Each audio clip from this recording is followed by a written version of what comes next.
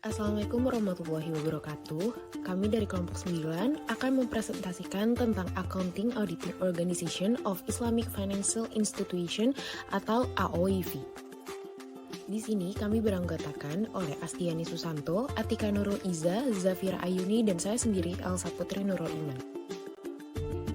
Di sini kami akan menjelaskan sejarah dan perkembangan AOIV, tujuan dan misi AOIV, struktur dan keanggotaan AOIV, tantangan dan keberhasilan AOIV, serta penerapan pada perbankan syariah di Indonesia.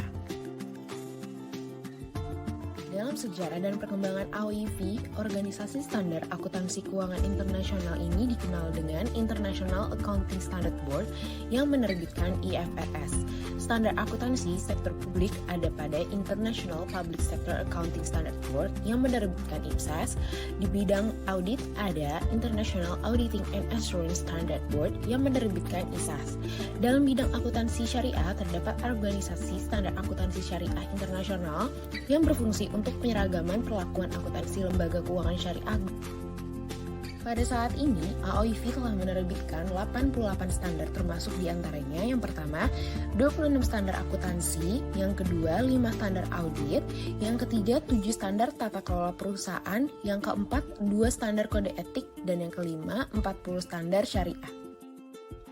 Selanjutnya, terdapat beberapa tujuan dari AOIV.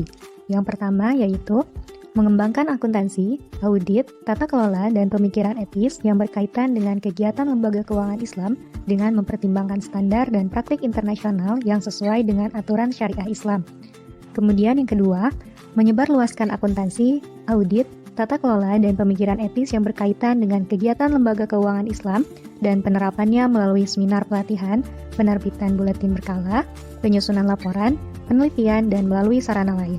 Yang ketiga, menyelaraskan kebijakan dan prosedur akuntansi yang diadopsi oleh lembaga keuangan Islam melalui penyusunan dan penerbitan standar akuntansi dan interpretasi yang sama untuk lembaga tersebut.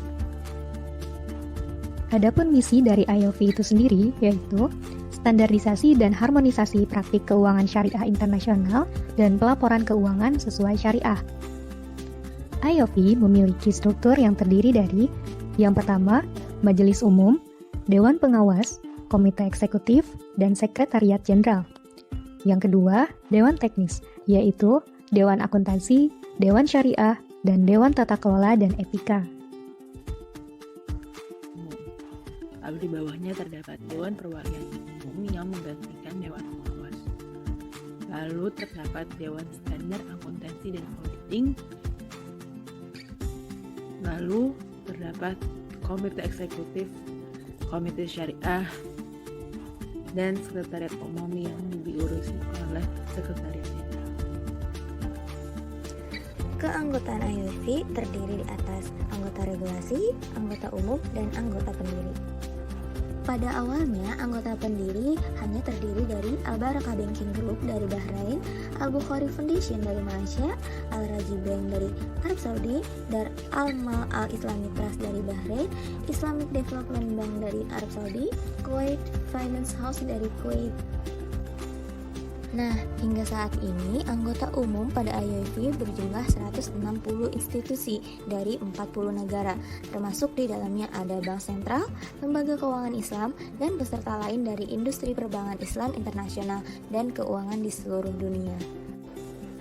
AOIV tidak terlepas dari berbagai tantangan, seperti halnya semua badan penetapan standar akuntansi, di mana AOIV harus tetap menetapkan standar untuk bank yang berlokasi di belahan dunia yang sangat berbeda. Oleh karena itu, standar harus dapat diterima oleh berbagai rezim peraturan dan berbagai keadaan politik, ekonomi, serta sosial, sedangkan AOIV tidak memiliki kekuatan penegakan. Terlepas dari tantangan yang dihadapinya, AOIV telah mengalami keberhasilan yang cukup besar, mulai dari standar yang telah dihasilkan, keanggotaan yang berkembang, dan meningkatkan penerimaan di banyak negara sebagian besar Islam, seperti Bahrain, Qatar, dan Malaysia. Lalu, apa sih perbedaan standar yang dikeluarkan oleh AOIV dengan standar yang dikeluarkan oleh IASB atau biasa disebut dengan IFRS? Nah, dalam beberapa kasus, IFRS sesuai dengan isu kepatuhan syariah, namun di beberapa hal lainnya, IFRS tidak memenuhi karakteristik dari sektor keuangan dan perbankan Islam. Maka dari itu, standar IOV diterbitkan untuk mengatasi kendala tersebut.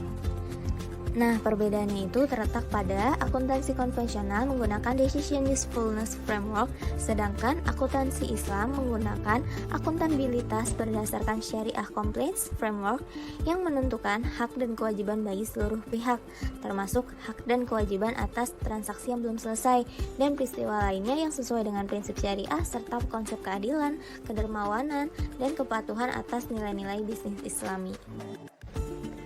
Kemudian apa sih perbedaan standar IOV dengan standar PSAK? Nah, PSAK syariah yang ada saat ini merupakan pengembangan lebih lanjut atas PSAK nomor 59 yang mengatur tentang akuntansi perbankan syariah.